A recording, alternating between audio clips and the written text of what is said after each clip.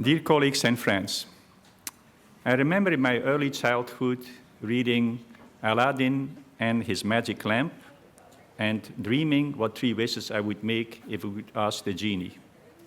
I can't remember what 3 wishes they were, beyond 3 ice creams a day, but I have no trouble asking and rubbing the lamp today to ask my 3 present wishes.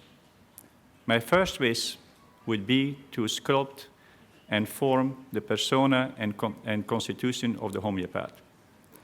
The homeopath's first miracle prescription is not the remedy, but it is the bond that has been created between him and the sick person, an atmosphere of understanding, support, and non-judgment. The energy of the healer is always a part of the curing process of the patient. The intention of the homeopath, his life force, his compassion, his attitude, without any doubt, contribute to the healing process of the patient. And therefore, the physician himself must first investigate his dark side or his shadow side of his personality. It is this quality of encounter that ensures a true cure to take place. The therapist has to reach the heart of the patient first before reaching the head. It is basically leading to a quality of encounter that leads to a true cure. The allopathic physician increasingly has become a specialized individual, leading to a depersonalization between the patient and himself. As Carl Jung expressed so eloquently, he said, at first, psychotherapy has really taught us that in the course of the mind, in the final reckoning, it is not really knowledge, it's not technical skills that really has a curative effect, but the personality of the doctor. Besides the qualities of the head, there are those of the heart, which are no less important. Ladies and gentlemen, to really sense the suffering of the patient, one needs a good deal of experience and sensitivity, as what one can call compassion and empathy. The concept and symbolic image of the divine healer express a particular field dynamic that arises between the patient and the doctor by virtue of their mutual encounter. As Jung expressed, the true healer quite literally takes over the sufferings of his patient and therefore shares them with him. For this reason, he must run a risk, and he must take the risk and run it in the nature of things. Certainly, it is widely accepted that the thought processes and the emotions of the patient can promote healing and cure. But it is certainly also widely expected and widely accepted that the thought processes and emotions of the doctor and the healer has a similar potent effect. The concept and symbolic image of the hero is the man who dares to become an individual. He is the person who dares to risk everything, his whole existence, by independence, and who leaves certainty and risks uncertainty. The willingness to become a homeopath requires faith and courage. Courage to let go of certainties, courage to be different and stand alone in isolation, courage to leave one's own land of conventional medicine and to go to a land yet unknown, courage to be concerned with nothing but the truth not only in thoughts, but also in one's own emotions. This courage, ladies and gentlemen, is only possible on the basis of faith. Faith, not only in the sense of the word, as a belief in some idea that cannot be proven or seen, but faith means certainty of the laws and principles of homeopathy, to be able to trust them and to be able to rely on them. That is faith. This brings me to my second wish, that the Organon would become the most cherished book of every homeopath. It's not our duty to first take care of the patient, but to first actually accept the truth. And if well served, we will see that we can do the greatest good for all the sick people. It certainly is not our need to prove anything to anybody. It is our job to really do the work and apply the principles so that the proof can be seen by all. The time has come, ladies and gentlemen, that our schools must enforce the really close study of the organon. I never saw a practitioner who had thoroughly acquainted himself with this magnificent work become lost as to what to do and what to think in an emergency. And whoever denies so does not know the length and the breadth of this wonderful book. Many claim to know the organon, but when pushed for answers, they remain silent. The rules that are in the organon will lead any man to a wonderful, pure, successful homeopathic practice, and such men will retain forever the enthusiasm of the true students. Books, ladies and gentlemen, can be divided in meteors, moving stars, and fixed stars. The first kind, meteors, basically produce only a momentary effect. You gaze up and you cry, "Look," and then they vanish forever.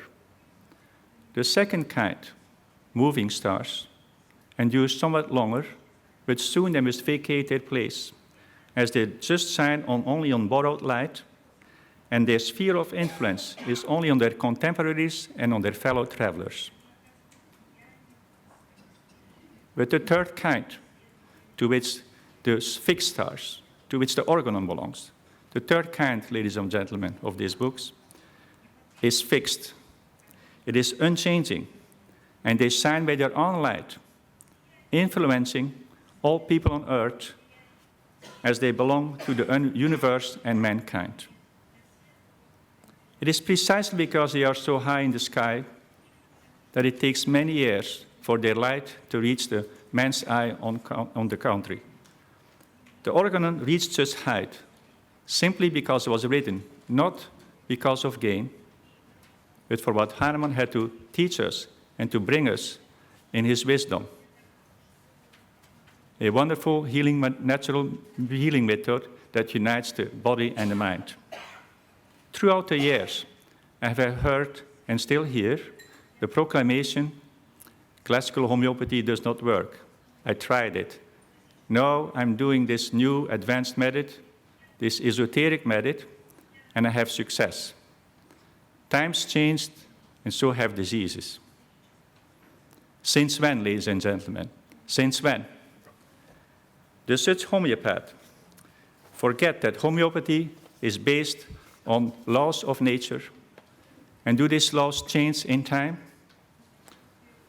Would such homeopath claim that with another 50 years of research and study, that the law of gravity has changed, and now an apple can be made fall much faster? We have studied more remedies, and our verifications are more complete than ever. But the law, ladies and gentlemen, the law has not and never will change. This brings me to my third wish, to be able to sculpt the persona of the patient. We all have known, in our beginning of our practice, a period of honeymoon, and believe that everything can be cured by homeopathy. But success with our patient does not only depend on our skills. As mentioned before, there are other factors which make for success and failure.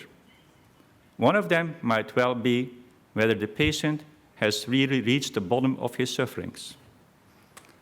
The patient often comes to the office of the homeopath, and he says, "I'm sick, I'm unhappy, I heard that you are the practitioner who promises a cure, so here I am." Ladies and gentlemen, if after 40 years of practice, I would like to hang something on the wall of my office, it would be, "Being here is not enough." And second, no, I'm not God, and no, I don't have a bottle with a genie in it that grants you 3 wishes, although I know what the 3 wishes of my patients would be. First, make my spouse listen to me more carefully.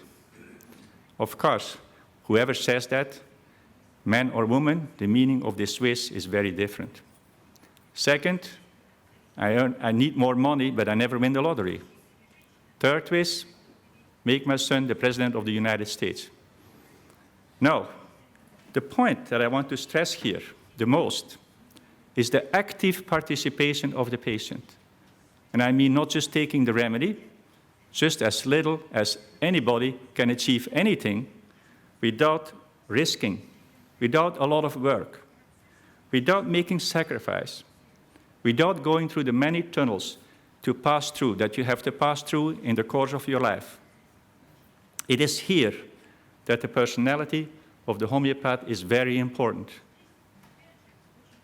Namely, whether he can be like a good mountain guide who does not carry his clients up on the mountain, but who tells them sometimes, this is a better way. And here and there pushes him a little bit by means of advice and a simillimum. Albert Schweitzer was my idol as a young man. May I quote his words, words that have a bearing on all of you who really have worked tirelessly for the sick and humankind.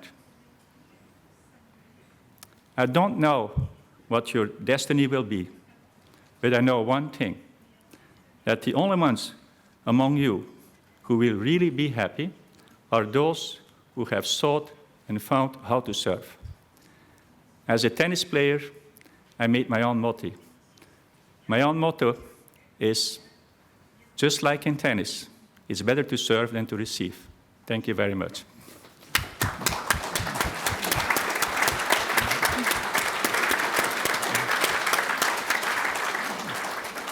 May I now give the floor to Marina, Dr. Marina Avazdieva, head of the organizing committee and the genie of the Congress of Riga. Just come ahead, Marina.